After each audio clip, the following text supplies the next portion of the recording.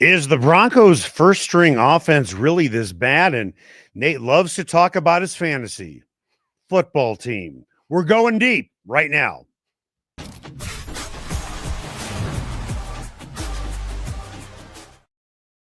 Let's just get this out of the way right now. Let's. You went to Tahoe over the weekend to meet a bunch of your boys, do your fantasy football draft. That's right. I'm going to come out and say it right now. I don't give a shit about your fantasy football team. I don't need to hear about it. Don't want to hear about it. Don't need the week-to-week updates. But right now, I want you to give 2 minutes. 2 minutes. Unadulterated about how great your team is. Well, you never know, Eric, and I'm going to pump the brakes on being optimistic about the team because my buddy and I share the team. We're partners in the team, so we split the entrance fee and all that. These are my college friends, and this league has been going for over 20 years. I started playing after my career was over, and it was pretty surreal going from playing in the actual NFL to now sitting in a room with people like drinking and doing other things and drafting a team that they care probably as much about as the NFL football players playing the sport. Right. It's pretty interesting, right? But we were runner-ups last year. We won the regular season. We got a first-round bye. We ended up losing in the championships. So we made a little bit of money. So we're feeling pretty good about ourselves. The draft, you never know how it's going to go, Eric. I won't bore you with that. Who's your starting quarterback? Well, I got Bo Nix and CJ Stroud. So we can choose from those guys. How far down in the draft were you? Well, no, this is an auction draft. So you have 200 theoretical dollars to spend, and you can bid on any player you want. So you don't have a choice like, okay, I'm going to get that guy because it's my turn. No, if you want a guy bad enough, you can buy him, right? But then it's going to hinder your ability to spend money on other guys. Do your friends think you have a little bit of an advantage going in because you played? They might have for the first couple of years, but when they saw how poor I was at that game, they realized that there's a lot of luck involved. There's injuries and things like that. Of course, I have a little bit of more perception of guys and what their roles are going to be, but you think, it ends up backfiring. Really, the waiver wire is where you make your hay in the fantasy world. You got to pay attention. That means you're not paying attention to other things in your life. Right. So good luck with your marriage and your job, but I won the fantasy football league. And I'm sure that will cover a year expenses. Oh, yeah. So you can totally blow off work. That's right. With that, I want to tell you about Landmark Lincoln and the brand new Lincoln Navigator. Next level luxury. You got to drive this thing for yourself. Once you pop into that driver's seat, you're going to be like, man, how come I have not taken this for a test drive sooner? Go see our friends at Landmark Lincoln in Inglewood today or go to landmarklincoln.com. Let's talk about the game on Saturday. No fantasy at all. The Broncos' first team offense against the Niners' second string defense. We knew that was going to be the case. The Broncos' first string was very good by all accounts against the Niners' first string defense in joint practices, not so much against the second string guys. When Sean Payton was asked about his team, specifically the first team offense, he said it was just average to below average. Your overall thoughts? I think everyone's got to resist the temptation to do the sky is falling thing here because the Broncos offense wasn't great in the 15 plays they were in. Right. I mean, 15 plays is like a first quarter. The Broncos offense was slow starting last year too and ended up figuring it out and winning some games. Well, they had a rookie quarterback. They didn't have a rookie quarterback on Saturday. Well, and they also had a guy, and I've said this to you before. This is the danger of saying publicly. Yeah. Okay. Bo's going to be a top 5 quarterback in the next 2 years. This is the danger of saying we freely talk about the Super Bowl around here. Yep. You put a bullseye on your back. You are entitled to say that, Sean, if you want to. Just understand there's not going to be a lot of forgiveness when you say things publicly like that.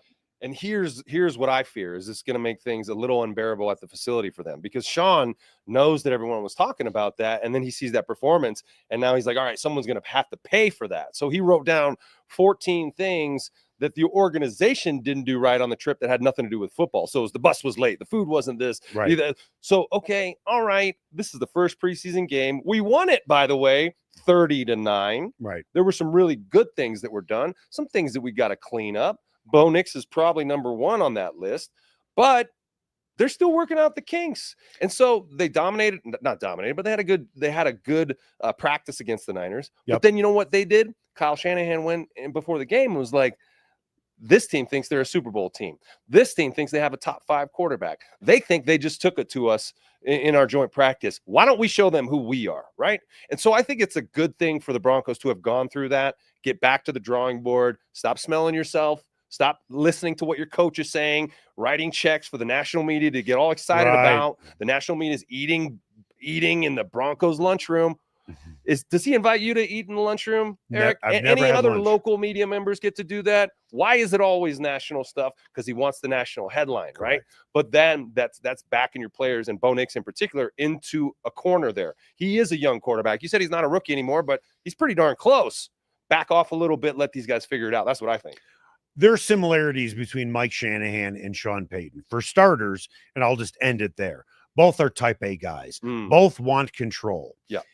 If you were playing for Mike Shanahan, and let's say Mike would have said, we like talking about the Super Bowl around here. We think it's important because we think we are a Super Bowl team. Yeah. Whoever your quarterback was at the time, if he would have said, this guy's going to be top 5 in the next 2 years. But he never would have said any of that stuff. He never would have. And that's a big difference. Come out of his mouth. Okay. Yeah. With that, what do you think, if the players were meeting today after Sean watched the film, what do you think Mike would have said to the first team offense? And what do you think Sean would have said to the first team offense, or will say to the first team offense? And do you think they are similar? I think they're similar. Yeah. Mike's, I know the way Mike would do it. He would have receipts. He would have some particular plays ready to go. Yeah. And he was going to play them. And then the person who messed it up, he was going to let them know in front of the whole team that they screwed this up. Right. And no, uncertain terms. Let you know that that's not acceptable here. We have a standard and that's not it. If you can't get it right, someone will be in that seat who can. Do you understand that, Eric? That kind of thing, right? And even if it's Bo. So Sean should be critical of Bo in front of everyone else. I think that's very important to hold the standard to everybody on the team. I mean, he's kind of treated Bo with kid gloves, and it's in a way that has tied Bo's success to his genius, right? There's no question. So it's like, I was reading the Seth Wickersham article, and it's coming out. He has his quarterback book coming out, and he has unprecedented access to Sean Payton. So much so that Sean Payton told him who he was going to draft before he did. He just told him, don't tell anyone. Right. But I'll tell you. Right. And he busted out this whole metric system and this evaluation system and talked about how he used it to evaluate Patrick Mahomes, and he knew Patrick Mahomes was going to be this guy. And now he knows Bo is going to be the guy as well. And you're going to buttress that by this comment that he's going to be a top 5 quarterback and they're a Super Bowl team. Now you got to sit in front of the team and stop playing that game and tell Bo what he's got to be better at. Now, Cortland Sutton needs to catch that pass, right? They need to do other things better. But Bo also needs to be critiqued in front of his team. But I think he'll do that. And I think Bo can handle that. I think Bo could definitely handle that. He probably wants it. Yeah. Yeah. He has thick enough skin. Right. He has the relationship with Sean Payton. I'm sure he's not worried about it. With that, is there any reason to truly evaluate Nix after this game? I mean, what do you mean? It's a preseason game. Right. It's X number of snaps. It's pretty obvious he underthrew a couple of passes. Yeah. He was under pressure at times, things like that. I mean, are we really going to start diving deep into what can Bo Nix do better, or is I think there is a little bit to take from that, and it's a little bit concerning because some of the mistakes he was making last year, he made them again. Specifically that safety, right? He sees pressure and he tries to run backwards and out of it in a weird angle. He needs to step up and deliver the ball and take the hit because there was a wide open guy. Troy Franklin chipped and was wide open in the front, and he needs to know where his hot route is. He needs to know where his escape hatch is, and he needs to be able to stand in the pocket, not bail out. That's what Bo did a lot last year. He bailed out on third down where you need to step up and find time in the pocket, slide in the pocket, give yourself some time, take the hit, but make a completion or an incompletion and punt the ball, right? Instead, he ran backwards, tried to throw it, intentional grounding. So that's something that Bo does need to clean up. But the missed throws that were off a little bit. What are you going to say? You missed the throw, right? It's not like it's a mechanical issue. I don't. Cortland should have made the catch, right? I mean, you can say things. And quarterbacks do miss throws from time to time. Yes. Even Josh Allen and Joe Burrow and even Patrick Mahomes. Well, it really doesn't matter if they throw the ball poorly. If you were the wide receiver, you make every catch, right? That's what you've told us. You make every catch, no matter how hard it is. In my life. Good for you. Never. I don't. Not one. I don't understand how your career, which was still a pretty significant amount of time, how it was as short as it was when you caught everything that was thrown your way. How did that happen? I'll tell you why. Okay. Imagine you're Mike Shanahan. All right. Imagine. Oh no, you are Mike Shanahan. Put it that way. You don't even have to imagine. But imagine you are just for a second, right? And this D3 receiver. Well, he and I have something in common. What's that? Neither your of us, bank account. Neither of us dye our hair anymore. You don't? No. Wow, you're letting it go. It looks great. No, I'm letting it fall out. Okay. Big difference. Okay, so imagine Mike Shanahan, the difficulty he's going to have explaining this strategy, right? There's a new D3 receiver that we just traded for from the Niners. We're going to start him. Rod Smith, Super Bowl champion. We're not throwing him the ball anymore. We're going to hit this Nate Jackson guy. Right. Ed McCaffrey. No. Shannon Sharp. Who? No, we're going with this D3 receiver, right? So there were some impediments there, and I felt pretty good about getting there, but I wanted the ball, you know? Right. So every receiver does. The guy who I was most curious to watch was RJ Harvey, Oh. and there was a lot to watch. And certainly Payton wanted to not necessarily highlight him, but he wanted to give Harvey a lot of different looks, which he did. Overall, now that you watch this guy play actual tackle football, what does he look like to you today? Yeah, I've heard a lot of criticism about him not, keeping things inside the tackles and bouncing things out, and that'll come with some experience. But he had some success bouncing it out too. He's got nice burst. He looks like a professional running back. He got the start, so clearly they feel pretty good about that. I don't know if there was something going on with J.K. Dobbins where it's like we're going to start RJ instead of J.K. Dobbins. No, I think they wanted RJ to start to give him the carries. They wanted to give him the work. They already know what J.K. Dobbins can do. And by the way, I mean, in the system, I mean, generally speaking, you know what J.K. Dobbins is. You know he's injury prone. You know when he's healthy, he's very good. You know that he's better in pass protection than RJ Harvey. That's why you had Dobbins come in on third down. All I know is this. I don't think J.K. Dobbins was drafted in my fantasy draft, but RJ Harvey went for like $20. Did he really? So you do the math, The people get excited about the rookie running backs who go, top 3-4 rounds. We'll see how that goes. But I think RJ Harvey has a chance to supplant J.K. Dobbins as the starter during the season. I liked what I saw from him. I think he's got good burst. I think he's a really good athlete. He's got pretty good vision. Do you think Dobbins starts week 1? Yeah. Probably week 1. You don't think so, huh? You think it's RJ Harvey's? I think the first guy on the field is Harvey. Now, out of respect to J.K. Dobbins, he might be put out there. You get a little rotation going. I believe that. So why even? I think Sean Payton wants the guy he drafted out there. So why sign J.K. Dobbins? Oh, geez, are you kidding? Well, you need veteran leadership. I mean, who do you have in there? Blake Watson. You have Audric Estime. You have McLaughlin.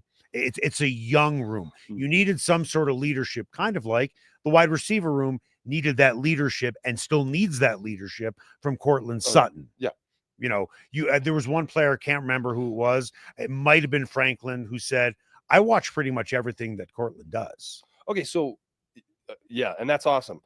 But what about when Melvin Gordon was brought in and he had veteran leadership? He had a lot of experience, but when he wasn't starting, he became a poison pill. Correct. And that's the danger when you bring in a guy who believes he's going to start and then all of a sudden he gets supplanted by a rookie. He doesn't end up being a positive energy in that room. He ends up being a little bit disgruntled.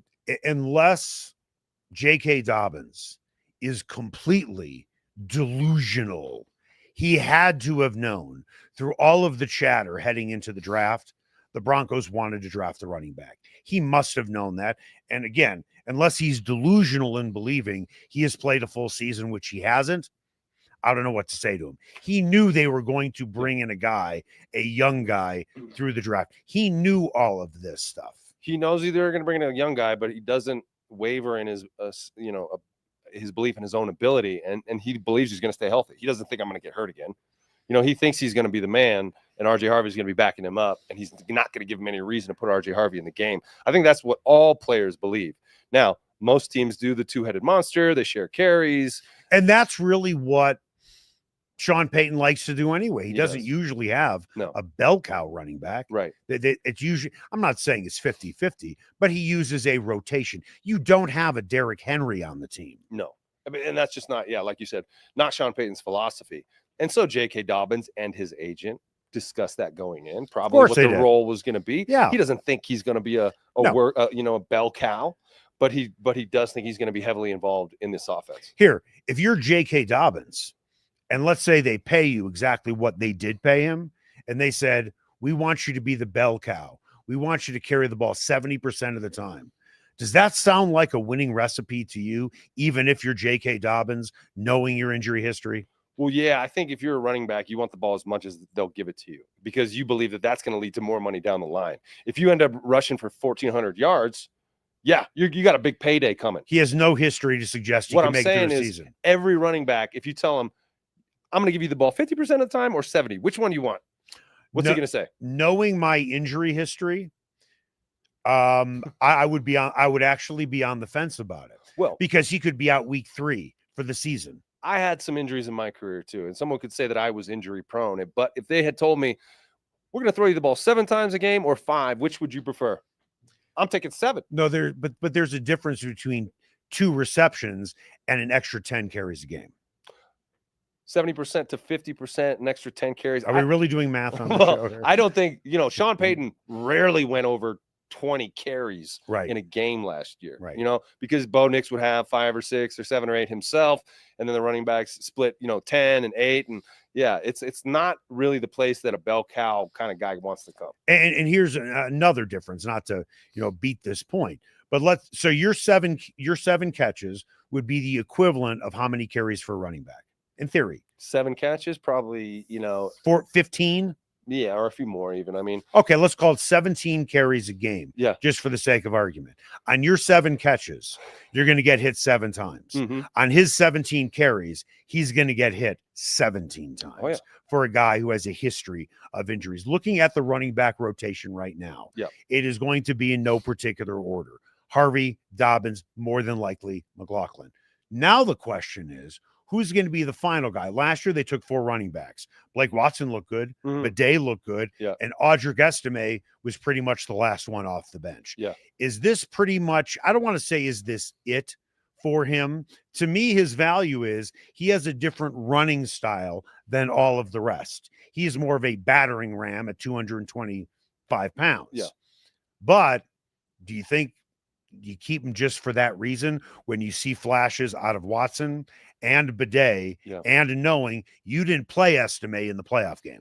Yeah, and that's what I was going to say is they decided to sit him during the playoff game. By the way, a game in which they got pushed around in the running game. So does that make you reevaluate that approach with Audric Estime? Right. Audric Estime is still the youngest player on this roster. A lot of people don't know how young and inexperienced he is. Well, when you draft Vele and he's 73 years old and Nix is 84. He's actually 72. He turned 73 this season. Is that right? So don't age him prematurely here. Right. No, I think what happened the other night was a really great sign in the running back room. And it basically to me signaled game on. Right. You got 2 more games, a couple joint practices, or maybe 1 joint practice to prove who belongs on this active roster. They like all those guys. 1 or 2 of them will probably end up on the practice squad. Yes, Tyler Bidet was activated in the playoff game, but didn't see the field. And so he's got to reevaluate his approach there. J.K. Dobbins, RJ Harvey going to make the team. Right now, who are the 4 running backs? We've named 3 and we both agree on the 3. I actually think it's McLaughlin and Estime. I think Estime is going to make it. Okay, well that's what McLaughlin will make this team. We don't know that. He will more than likely make 3 this carries team. for 5 yards in the game. Even so. Okay. Point is, I would pencil him in with an eraser that doesn't work very well. Oh. As far as why, if I can ask you that, why? I like him, but his productivity maybe can be questioned. I think he's versatile. Yeah. I think they like his speed quite a bit. I just think he'll make the team. Okay. From everybody that I've talked to. Let's move to the wide receiver position. Yeah.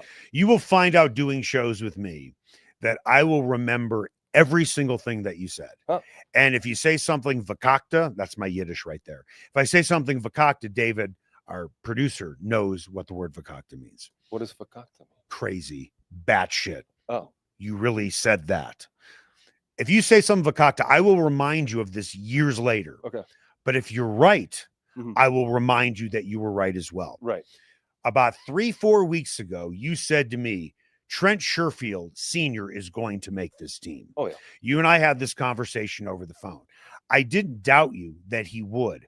All I said to you was the 5 guys there are 5 other guys in that room that are absolutely making the team. Sherfield will be the 6th. The 5 guys, Sutton, Vele, Mims, Franklin, Bryant, they're on the team no matter what. They're not going to get cut and hope that, one of those guys will go through waivers, specifically Franklin Bryant. It's even a ridiculous conversation to waste time on this right now. But for Sherfield, they brought him in for special teams. Yeah. But boy, this guy can certainly ball as a wide receiver, can't he? Yeah, and it's not cool to be a receiver labeled as a special teams player. Like you? Right. Like you want to. Well, no, and I'm saying that it was like you. Right. Very similar. What you I'm were saying a is, special teams guy and a good special teams guy. And the way we in the media looked at you was he's a special teams guy and he can also play wide receiver. Right. Not he was a wide receiver and he happens to play special teams. And when he hears that all the time, that's insulting. Right. I catch the ball. That's how I got here. He was a receiver in college. Right. He caught the attention of scouts catching the football, running routes. And then they got him there. They realized what a great athlete he was. Right. They put him on special teams. He excels there. Then he gets pigeonholed there because special teams coaches will rally for the guys they like. Yeah. You want to have offensive players on special teams. Not a lot of them, but a couple of them with some decent hands. Why? You have a hands team, right? A hands team, well, when they used to have onside kicks, I guess they still do, not as frequently. Right. Nothing surprise about it. But you need to have guys who have decent hands for special teams, right? For a variety of reasons. Not only that, guys who have a nose for the ball. And Trent Sherfield is that guy. But what he showed a couple days ago is he can catch the rock too. And he's had a really good camp, not just the game. Yeah. He's been flashing out there at camp. He has a lot of experience, more so than most of these guys in that room. And so I think it's a no-brainer to keep him on your roster. I'll tell you what I like most about him. Not that he caught 3 passes for 73 yards. Not that he is a special teams ace. I like that late in the game, when he was out of the game, he was counting how many guys were out there on special teams. He was out of the game completely.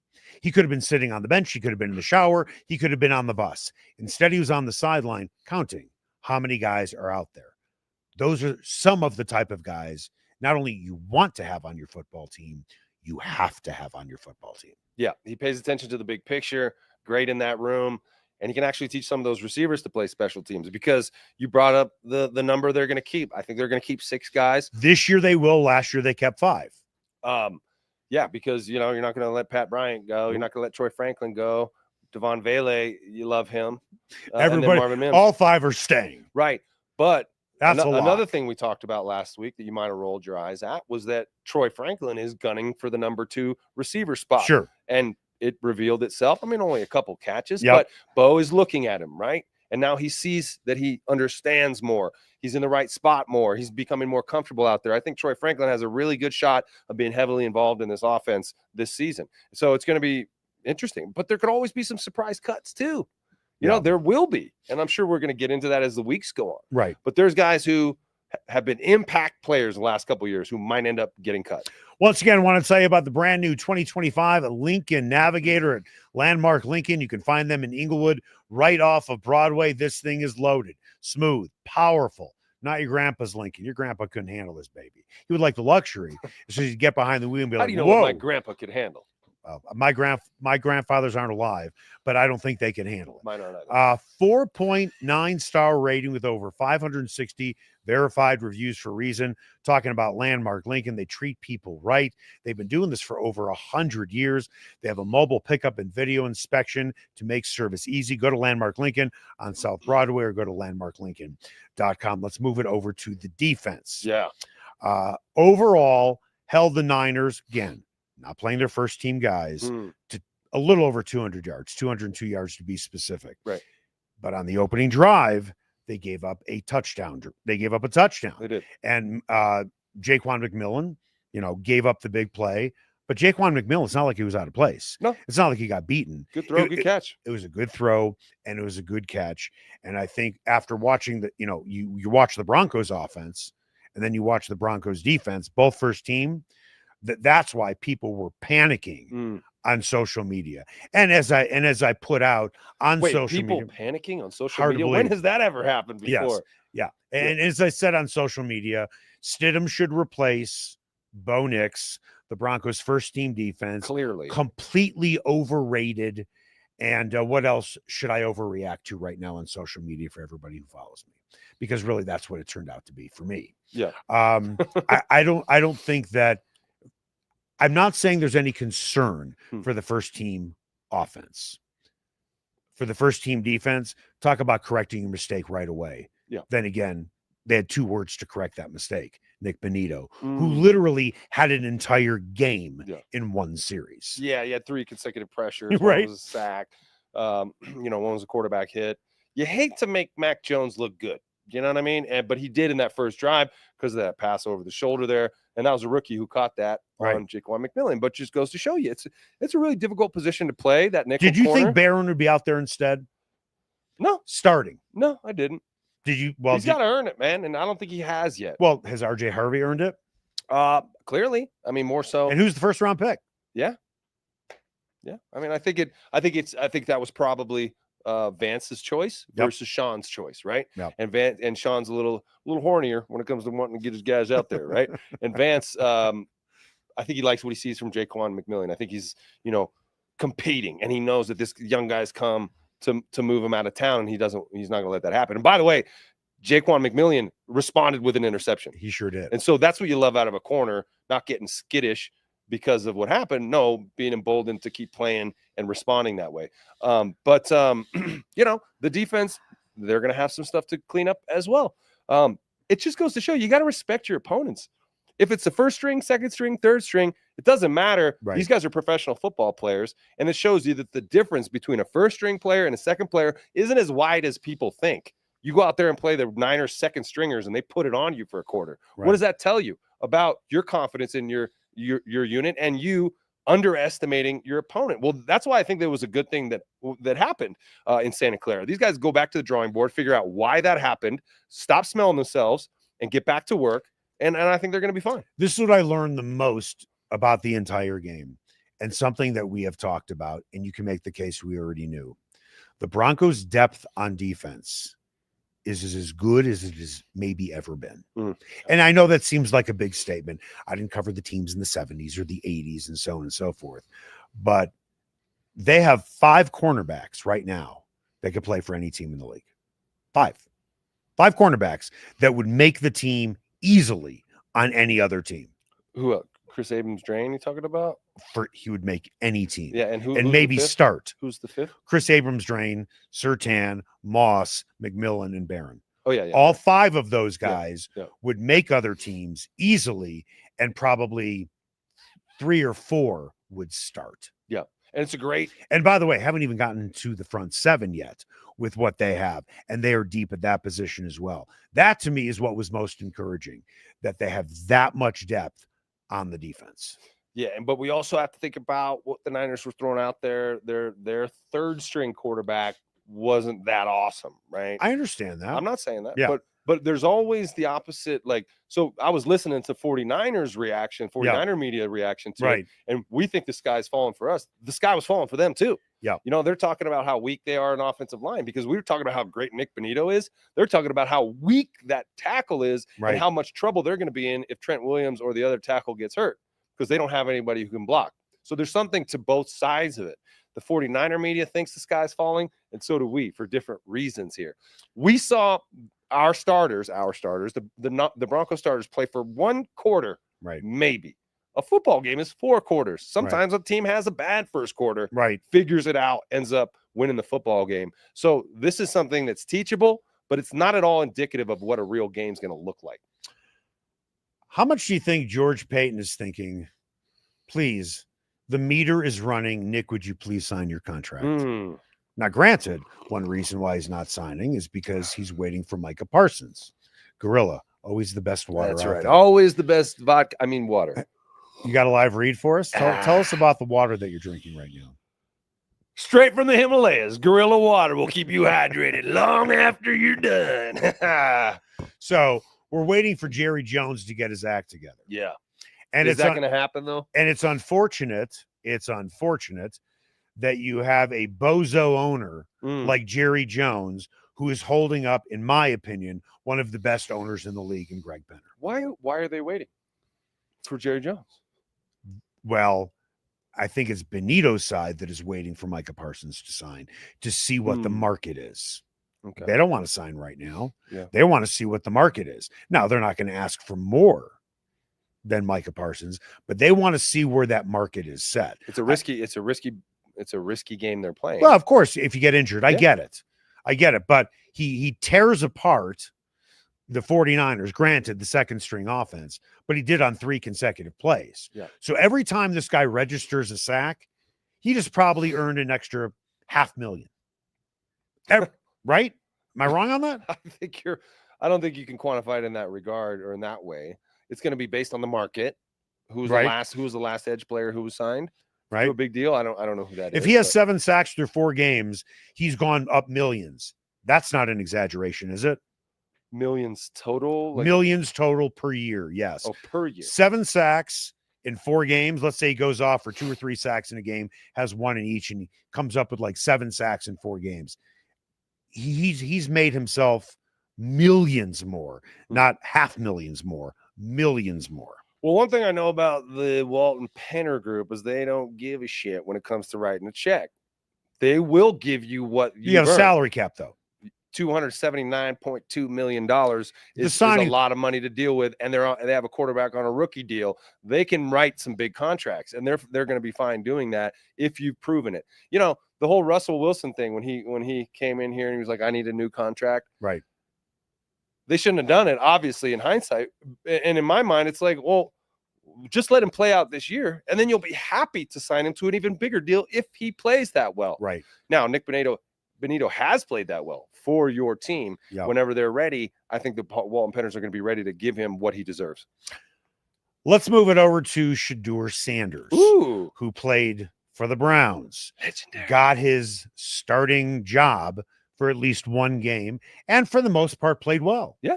Now, first 3 series, he wasn't particularly good. And how many series did Bo Nix play? 3. 3. Yeah. Okay. So before, who would you rather have, Bo Nix or Shadur? Right. So and that's the problem with trying to evaluate too much with preseason. If you really want to jump out on the ledge there and say Bo Nix isn't as good as you thought he was, and Shadur Sanders is much better than you thought he was, let's not get carried away here. But give the kid credit. He played well, and he made some really good throws. He showed really good mobility. He doesn't have to be Jaden Daniels out there. He just needs to be mobile. If there is one guy that you not played against literally, but you played against his team, when you played against Ben Roethlisberger, okay, now you played offense, he played offense. That's what I mean, you play against him. Ben Roethlisberger is not going to win any 40-yard dashes against most NFL players. He'd be the furthest thing from a running quarterback, but he was sneaky mobile, and he was hard to sack. And I'm not saying that is Shadur Sanders, but you just need that type of mobility. You don't have to be able to always run. And I think that was the knock on Shadur Sanders, that he's not athletic and he can't run and he's just not mobile enough, which I think was a ridiculous evaluation. Yeah, I never thought that. I mean, we saw him run and be plenty mobile at CU, but the competition was not as good. So people, he's such a polarizing figure, a polarizing player, that you have people who want him to fail, and have people who really want him to succeed. So they could tell the people who want him to fail, just suck it. You know what I mean? So it's just this weird, again, a social media sort of dispute here. My eyes is what I trust when I look at football players, particularly quarterbacks. And he looked to me like an NFL quarterback, comfortable in the pocket. And that's what tells me he's on the right track. Now, is it gonna end up working out for him? Look, he's got some other quarterbacks who have eyes on that starting job as well, right? Well, yeah. Everyone in the room does. Well, now they were injured. Let's look at the quality of guys who are looking. Okay. You have a guy who's 40. You have a guy who's about 5'8", 5'9", who by all accounts has not looked good in camp. And then you have a guy who got let go by the Steelers because he has small hands and they didn't think he could play. Yeah, baby hands. Baby hands Pickett. But so are you saying you think Shadur is going to be the starter week 1? No, I think that they have just walked into Tebowville, which is if Shadur Sanders is not the starter just by this 1 game. Let's see how he plays in game 2 and game 3. Does he come back down to earth, or does he continue to play like this? Remember, and I'm not comparing Matt Flynn. You're thinking, where am I coming up with that? I'm not comparing Matt Flynn to Joe Flacco, or Russell Wilson, or I should say Shadur Sanders is Russell Wilson. The Seahawks signed Matt Flynn after like 1 great game with the Green Bay Packers. He was the anointed starter on that Seahawks team. And then Russell Wilson had a great camp. And Matt Flynn never saw the field. Right. So now you have Joe Flacco, who's 4. The guy can still play. Good on him that he can still play. But what you're going to have is a chorus of boos coming down from the home crowd. every time Flacco throws a bad pass. So Flacco is really Orton and Sanders is really Tebow. Yeah. I mean, not in terms of talent. I'm saying in terms of the way fans feel. Here's the thing. Kevin Stefanski's on the hot seat. That's what I think. They have another bad season. His ass is getting fired. So how does he view Shadur through that lens? I'm going to get fired. You don't want to draft him. I'm going to get fired. Yeah.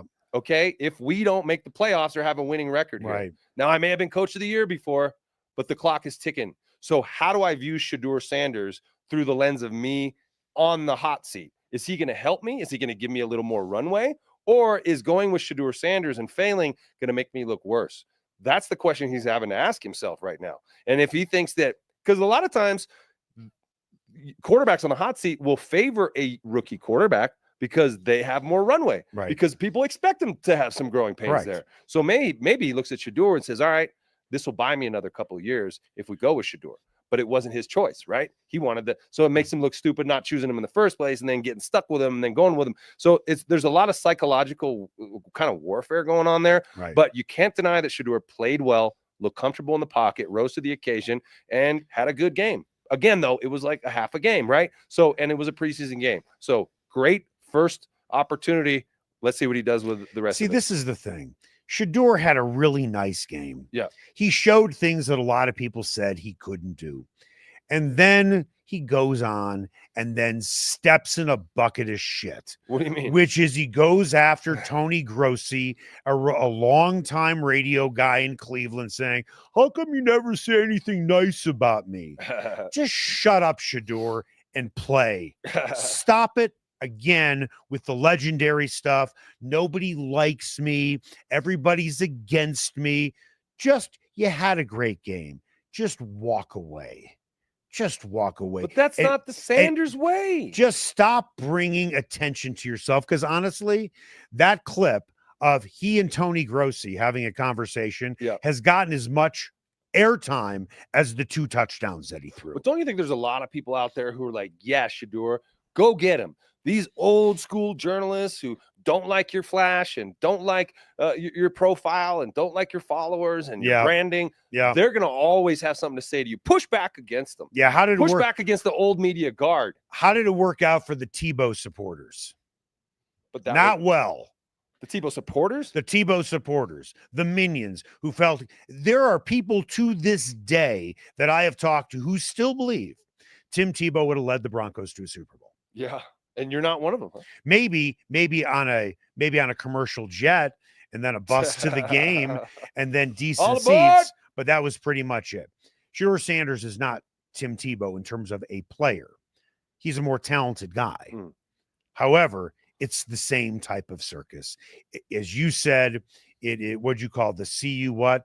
The CU kids, the CU minions. What'd you the last show that Buff we Boys did? Or something like that. Yeah. Fanboys. I don't know what Fanboys. Yeah.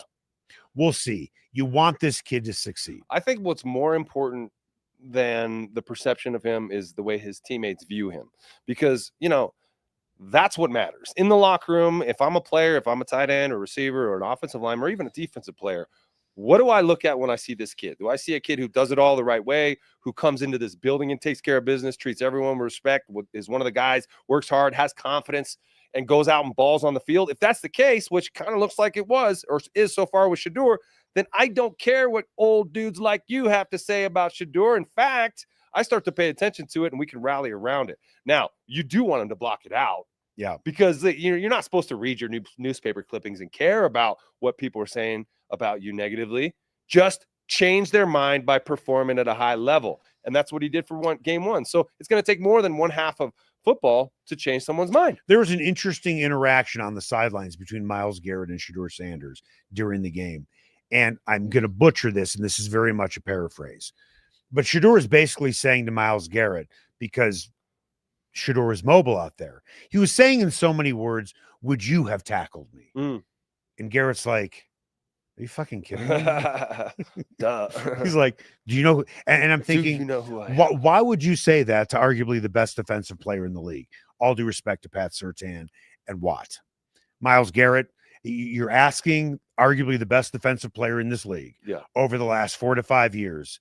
if he would have gotten you, it's like, just play. Yeah, but and that's kind of stop normal talking. banter. That's normal banter amongst players. He's confident in his ability, and he's messing with his teammate a little bit. What's wrong with that? He's messing with Myles Garrett. Yeah. What are there untouchable dudes you can't mess with? No, I listen. Then again, I don't know their relationship. Right. So for all I know, maybe it's great. I Myles don't know. Garrett just a couple days ago had a lot of nice things to say about Shadur. Then maybe he's taking him under his very large wing. Maybe he is. Yeah. So we just enjoyed the Joy of Six, the 6th episode of Going Deep with Jackson and Goodman. 6th. Yeah. I enjoyed it. I need a cigarette.